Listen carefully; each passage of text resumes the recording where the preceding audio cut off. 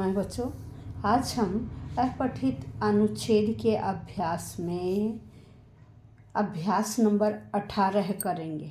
ठीक है, तो आइए, ये जो नंबर 4 है ये हमारा अभ्यास नंबर 18 है।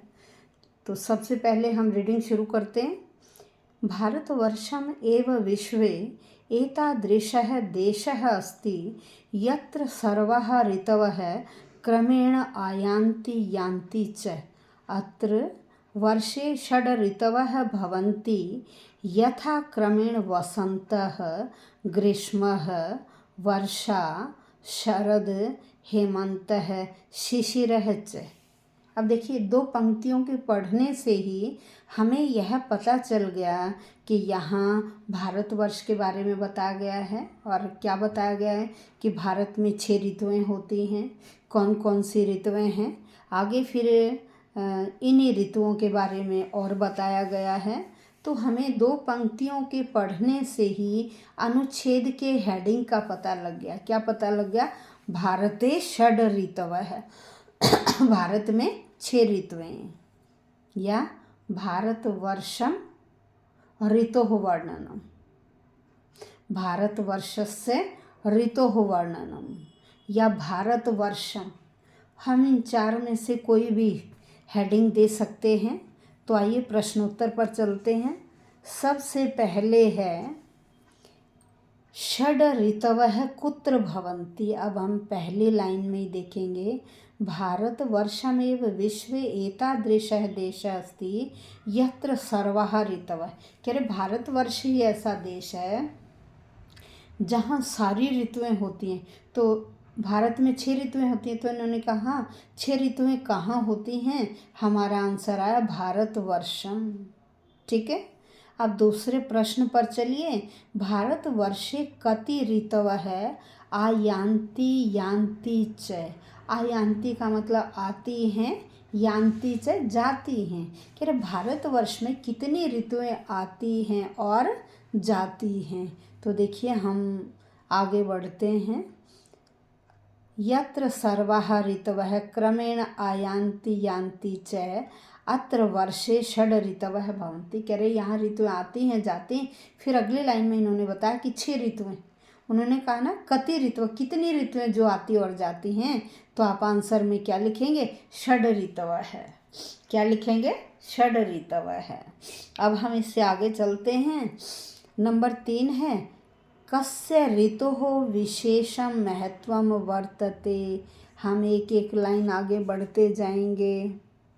दूसरी लाइन में हमने देखा कि एंड में लिखा हुआ है परम वर्षर्तोः महत्वम विशेष रूपेण सर्वेषां जीवानां हितकरम भवति। कह रहे विशेष रूप से महत्व किसका है? वर्षा ऋतु का। किसका है? वर्षा ऋतु का। क्योंकि इससे पहली लाइन में वस्तुतः सर्वेषां ऋतूनां विशेषम महत्वम। कह रहे वैसे हर का विशेष महत्व है, लेकिन वर्षा ऋतु का सबसे ज़्यादा महत्व है। तो हमने क्या लिखा आंसर में? वर्षर्तोः। नेक्स्ट पर आइए, कस्य ऋतोः कालानन्तरम वर्षा ऋतुः आगच्छति।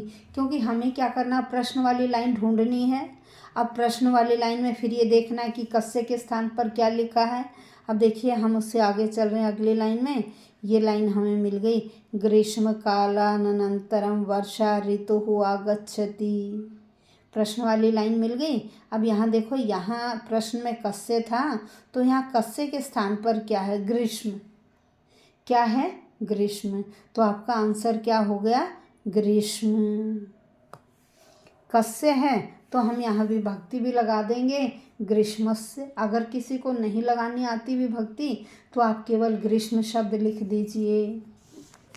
अब हम इससे आगे चलते हैं। पूर्ण वाक्य में इन्होंने क्या पूछा? कस्मिन् ऋतोः आकाशः मेघाच्छन्नः भवति। किस ऋतु में आकाश में बादल छाए रहते हैं। अब हम यहाँ देखेंगे लाइन, एक एक लाइन आगे बढ़ेंगे।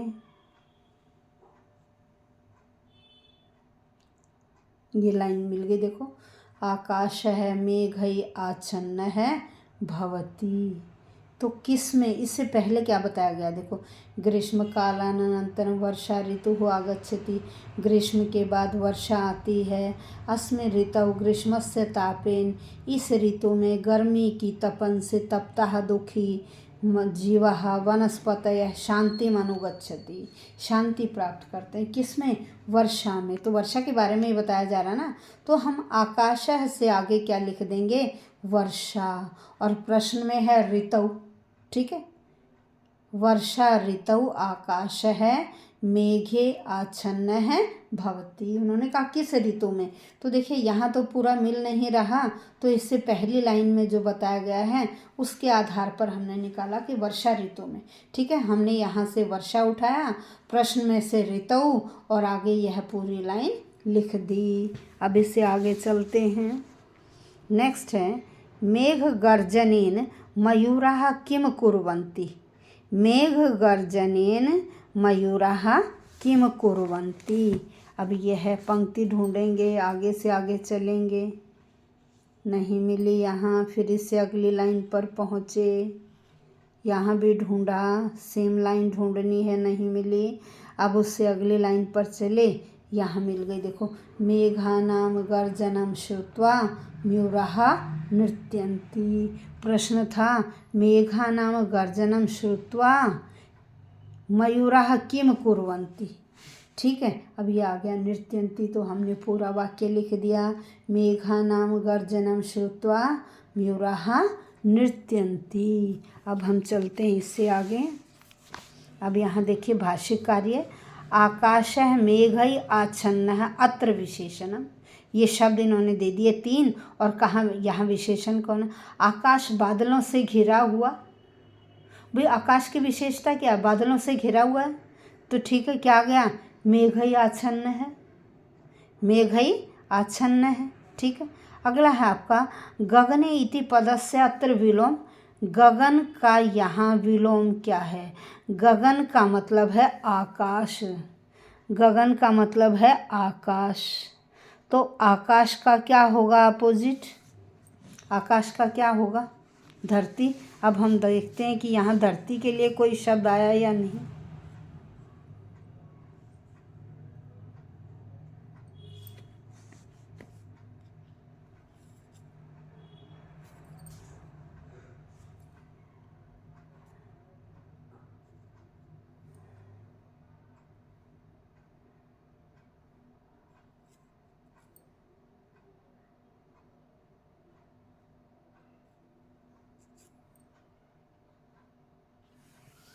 यहाँ ये प्रश्न इन्होंने गलत दे दिया। यहाँ यह गगन का पर्याय पूछना चाहते हैं, क्योंकि इसमें धरती विलोम शब्द तो कहीं ये रहा,